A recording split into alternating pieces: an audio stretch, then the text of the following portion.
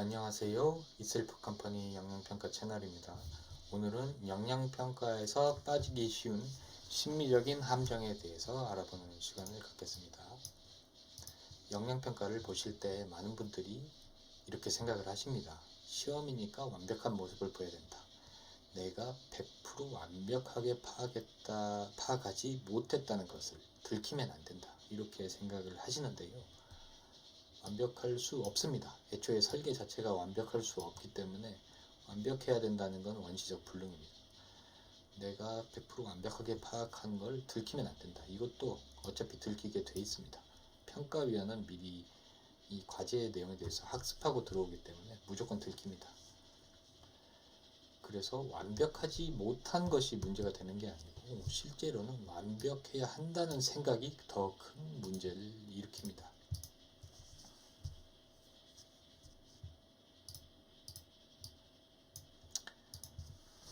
영양평가의 점수 분포를 보면은 가장 많이 쓰는 보편적인 5점 척도를 기준으로 봤을 때 2.5점이 평균이고 여기에 분포가 가장 많이 나옵니다. 빈도가. 그리고 3.0이면 우수, 2.0이면 미흡. 더 우수할수록 분포가 줄어들고 더 미흡할수록 분포가 줄어드는 이런 표준 정규 분포 형태로 나타납니다. 그리고 5.0은 신입니다. 실제로 나올 수 없는 점수고요. 지상에 강림한 신 정도만 이런 점수를 받을 수가 있습니다. 실제로 본 적은 없습니다. 저는 영양평가를 관찰하면서 시행하면서 5.0점 점수를 받는 경우는 못 봤습니다. 그런데 완벽하지 못한 게 진짜 문제라면은 5.0 완벽 이 신급의 점수 빼놓고는 0점부터 4.5점까지 전부 다 죄다 0점이 돼야 됩니다. 완벽한 건 아니거든요. 그러니까 우수하든 매우 우수하든 탁월하든 어쨌든 단 하나라도 놓친 게 있으면 완벽은 아니니까 여기서부터 여기까지가 다 0점이 되는 거죠. 그런데 실제 평가는 이렇게 극단적인 방식으로 이루어지지 않습니다. 얼만큼 파악했는지에 따라서 상대적으로 점수가 매겨집니다. 얼만큼 모르느냐에 따라서 상대적으로 점수가 매겨집니다. 단 하나만 틀려도 단 하나만 파악 못해도 매우 우수고 다 필요 없다. 무조건 0점이다. 이렇게 극단적인 점수 평정이 이루어지는 것이 아니라는 점입니다.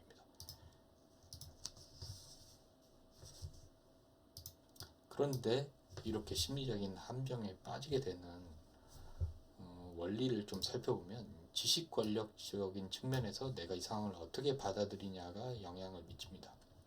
지식 권력에 있어서 내가 상대방보다 더 많이 알고 있는 내가 우위 상황이 있고 서로 대등한 경우가 있고 상대방이 우위에 있는 경우가 있습니다. 영양평가는 애초에 상대방이 우위인 상황으로 설계되어 있습니다. 왜냐하면 이 상대방, 평가위원은 과제를 미리 학습하고 연구하고 들어오니까 무조건 이쪽이 많이 알 수밖에 없습니다. 내가 얼마나 더 아느냐, 덜 아느냐, 이 왔다 갔다 하는 것에서 상대적인 평정이 이루어지는 겁니다. 그래서 생각해봐야 될 점은 애초에 상대방이 우위인 상황으로 영양평가가 설계가 되어 있다는 점입니다.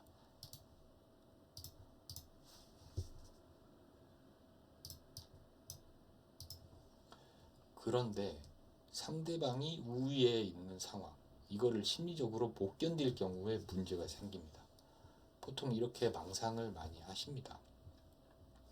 평가위원 입장에 대해서 이렇게 생각하는 거예요. 평가위원이 내가 높으신 평가위원인데 무엄하게 100% 파악을 못했다. 단 한 개라도 틀리면 난 0점 줘야지. 이럴 것이라고 망상을 하는 겁니다. 실제 평가위원은 이렇게 평가를 하지 않죠. 그렇게 하면 안 됩니다. 큰일 납니다. 그런데 완벽하지 않은 게 문제라고 생각해서 이런 망상에 빠지고 이 망상을 함으로써 제 발로 심리적 함정으로 걸어 들어갑니다.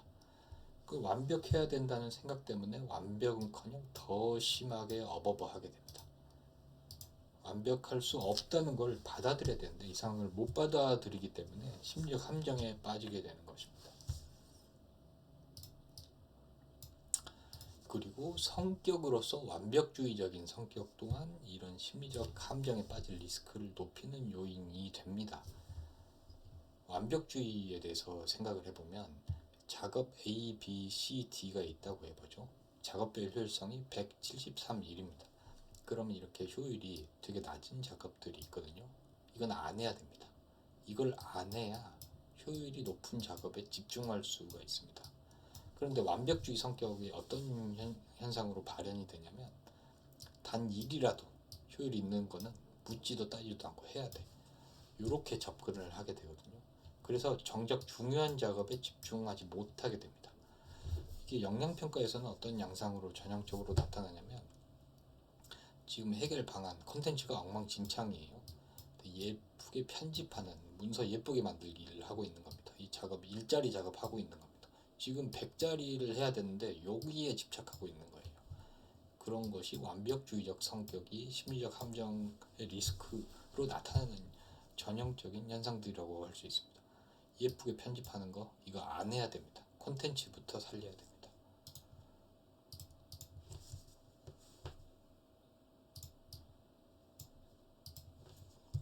그리고 전략의 개념도 완벽주의가 심리적 함정에 빠지는 이유에 대해서 살펴볼 필요가 있는데 전략, 스트래티지라는 것은 원래 전쟁으로부터 유래한 개념입니다.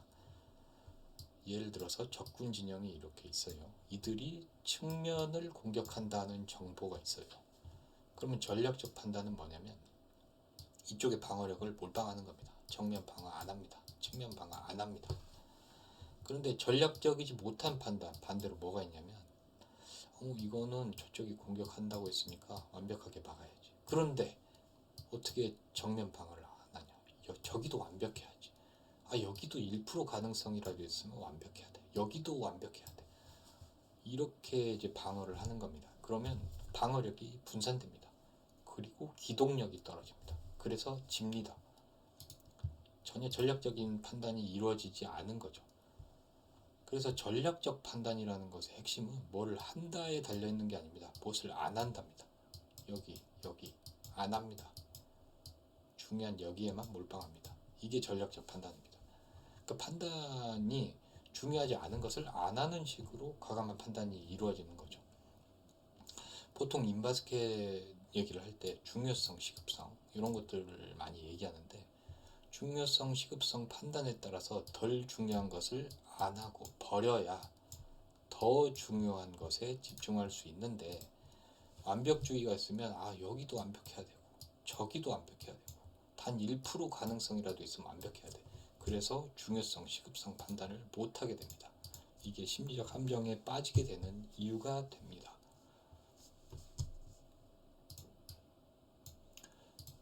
그래서 할 수 있는 만큼 하자라고 생각하는 것이 실제로 점수를 따기에는 더 유리합니다. 경직도가 하락해서 점수가 상승하게 됩니다. 시험이니까 완벽한 모습을 보여야 된다. 이 생각을 하면 할수록 더 경직돼서 더 점수가 떨어지게 됩니다. 완벽해야 된다는 생각을 할수록 시험을 더 못 보게 되는 것입니다. 다시 말씀드리자면은 이 우수, 매우 우수, 탁월 이런 점수가 100%여서 나오는 점수가 아닙니다. 100% 이해했으면은 신입니다.